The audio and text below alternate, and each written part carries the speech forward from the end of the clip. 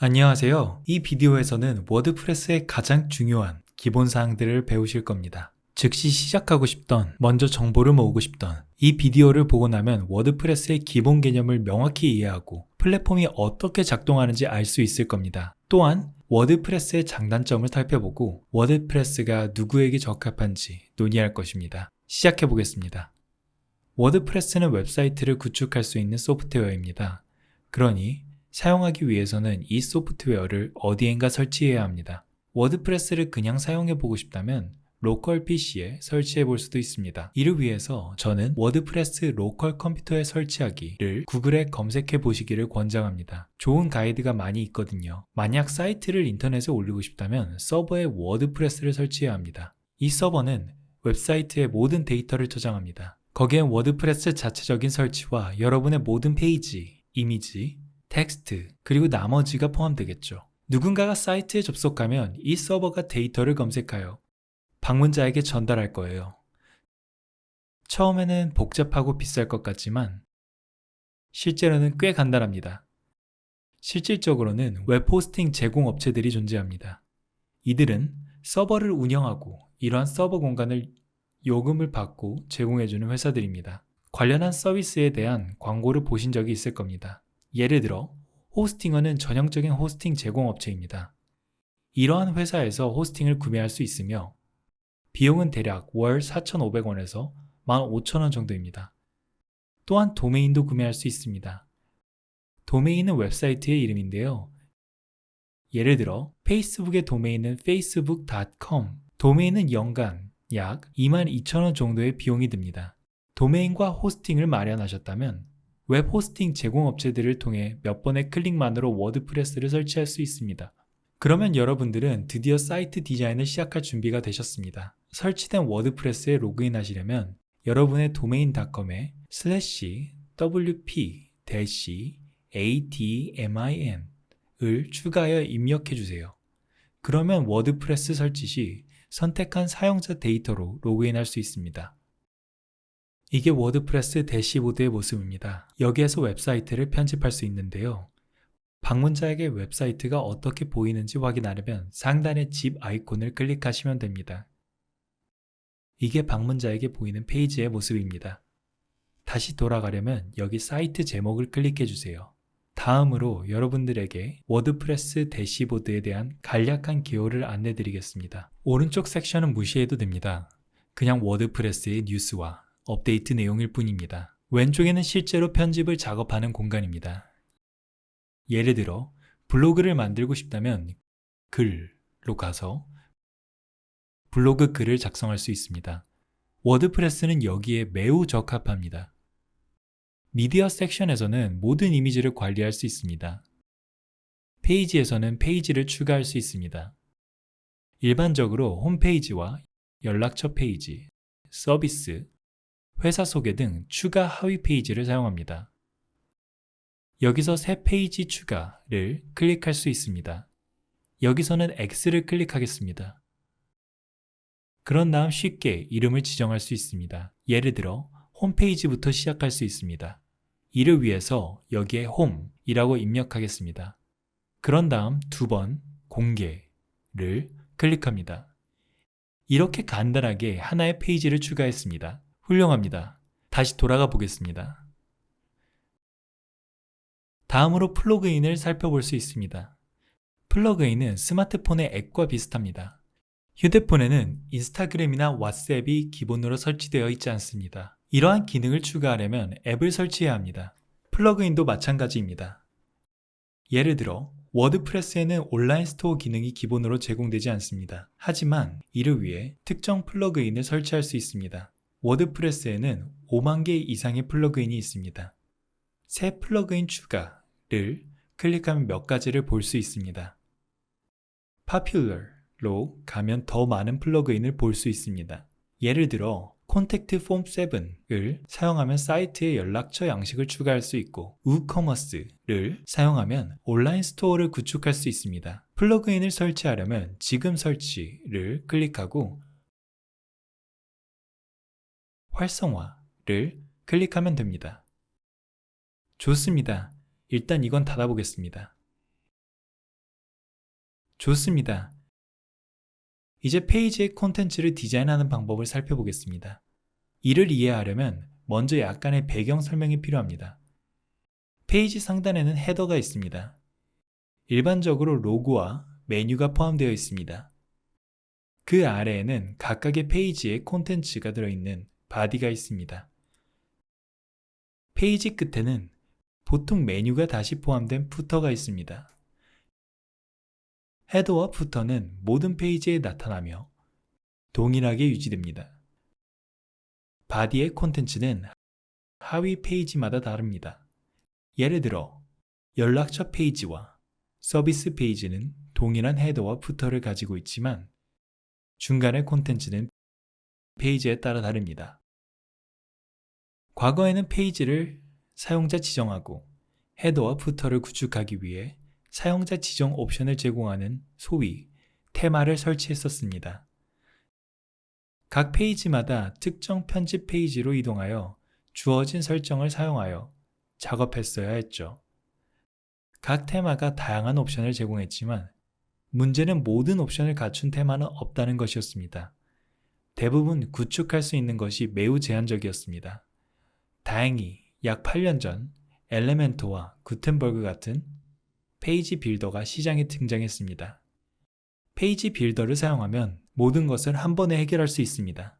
라이브 편집기가 있어 항목을 페이지로 간단히 드래그 앤 드롭 할 수 있습니다. 추가적으로 페이지 빌더는 저희가 원하는 모든 기능을 제공하므로 제한이 없다고 볼 수 있습니다. 하지만 여전히 테마는 필요합니다. 기술적으로 워드프레스에는 항상 테마가 필요하기 때문입니다. 또한 테마는 일반적으로 헤더와 푸터를 구축하는데 여전히 사용됩니다. 따라서 최근엔 실제로 페이지를 디자인하기 위해서 엘레멘터 또는 구텐버그와 호환되는 테마를 설치합니다.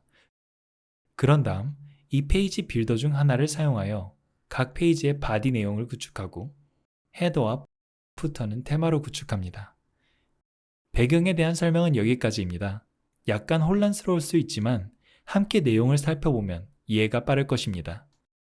디자인을 마우스로 가리키면 테마를 클릭할 수 있습니다. 여기서 새로운 테마 추가를 클릭합니다. 엘레멘토와 구텐버그와 호환되며 헤더와 푸터를 구축하기에 좋은 두 가지 테마는 아스트라와 오션 WP입니다. 저는 아스트라를 설치하고 활성화하겠습니다. 훌륭합니다. 이제 테마와 관련해서 당장 필요한 건 완료되었습니다. 먼저 엘레멘터를 빠르게 보여드리겠습니다. 엘레멘터는 플러그인입니다. 플러그인을 보여드릴 때 이미 설치하고 활성화했습니다. 설치가 완료되면 페이지를 열 수 있습니다. 따라서 페이지, 모든 페이지로 이동합니다. 여기서 예를 들어 홈페이지를 열겠습니다. 여기서 엘레멘터로 편집을 클릭할게요. 이것이 엘레멘터 편집기의 모습입니다. 이 편집기를 사용하면 드래그 앤 드롭으로 쉽게 페이지를 구축하고 디자인할 수 있습니다. 페이지에 텍스트를 추가하고 싶다면 왼쪽에서 제목을 선택한 다음 원하는 위치로 드래그합니다. 그러면 왼쪽에 편집 메뉴가 열리고 텍스트를 조정할 수 있습니다. 예를 들어 다른 내용을 쓸 수도 있고 텍스트를 더 크게 만들 수도 있습니다. 엘레멘터를 사용하면 상상할 수 있는 많은 것을 구축하고 사용자 지정할 수 있습니다. 배경 이미지나 동영상, 구글 지도와 같은 다양한 것을 포함할 수 있습니다. 조정할 내용과 맞춘 디자인만 필요한 전체 페이지를 가져올 수도 있습니다. 좋습니다. 이제 여기서 나가겠습니다. 세 줄 메뉴를 클릭하고 출구를 클릭합니다. 엘레멘터 대신 구텐버그 페이지 빌더를 사용할 수도 있습니다. 엘레멘터와 유사하지만 워드프레스 팀 자체에서 제작한 것이며 별도로 설치할 필요가 없습니다. 이 빌더로 페이지를 편집하려면 다시 돌아가서 페이지를 클릭한 다음 여기서 하나를 클릭합니다. 저는 새 페이지를 생성하겠습니다. 플러스 기호를 클릭하면 엘레멘토와 유사하게 왼쪽에서 페이지에 끌어다 놓을 수 있는 요소들이 보입니다. 이 방법으로 점진적으로 페이지를 설정할 수 있습니다.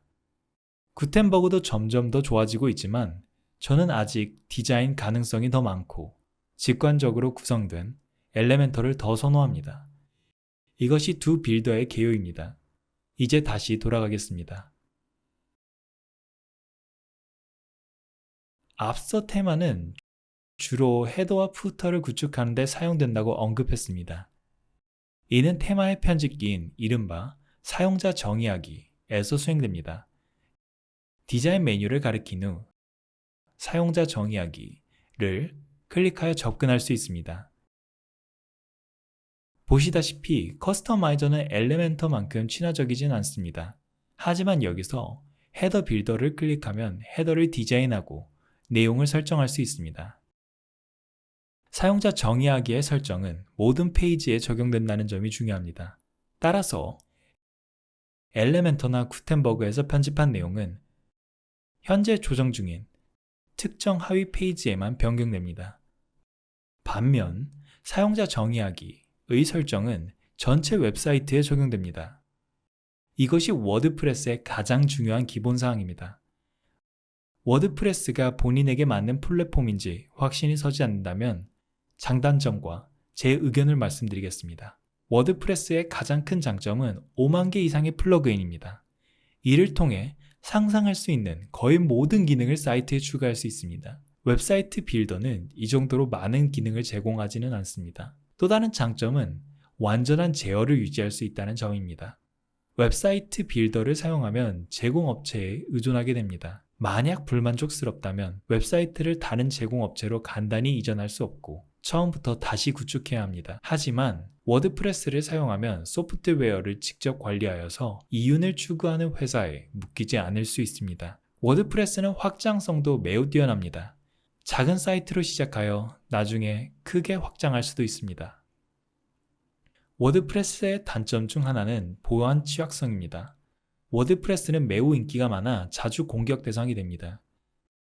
큰 문제는 아니며 간단히 해결할 수 있지만 윅스와 같은 웹사이트 빌더에 비해 이러한 일이 조금 더 자주 발생하므로 언급해드릴 가치가 있다고 생각했습니다. 또한 워드프레스를 사용하여 웹사이트를 구축하는 데는 윅스와 같은 웹사이트 빌더를 사용하는 것보다 조금 더 시간이 걸린다는 점을 고려해야 합니다. 이는 더 많은 편집 옵션이 제공되기 때문입니다. 저는 워드프레스가 웹사이트를 구축하려는 경우에 훌륭한 선택이라고 생각합니다.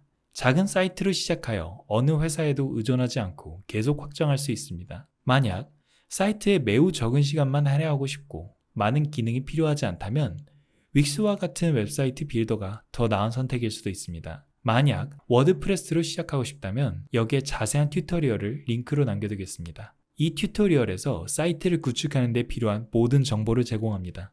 영상이 마음에 드셨다면 좋아요와 구독 부탁드릴게요. 좋은 하루 되세요.